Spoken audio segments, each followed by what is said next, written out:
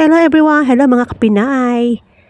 Habang naglalakad tayo sa bukid, ay meron tayo nakaka-inspired ng family.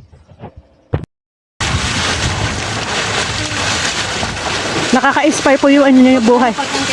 Buhay nyo ate, kuya, no? Shout out po. Ano ulam?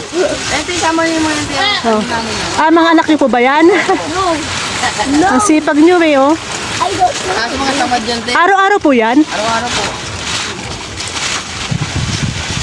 Ano po yan? Binibenta nyo sa inyo ng ano, tao? Kami nagdi-deliver po silang. Delivery. Tapos kinukuha nyo sa mga basura, ganon. Mga ano po, Mga SM. SM.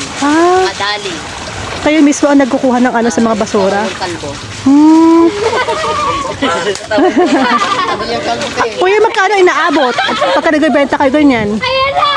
Magkano po ang ano nyo, kita nyo? Mga 5K ganyan. 5K? Isang bilihan? Deliver. Ang galing. Yan, ano lang. Ano daw?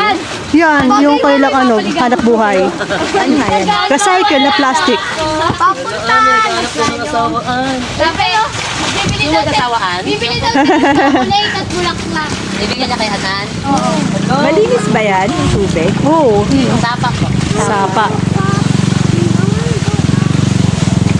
Ayun niya nga mag-asawa. Saan galing yung plastic? Sa SM. Ano pinaglalagyan mo? Wala akong binibenta po to. Dinideliver. Oo. Kaya sila. May nagrarasyon lang sa inyo? Sila nagpi-pick up sa mga basura. Ayun na. Ayan, pwede. Bakit sila? Ay,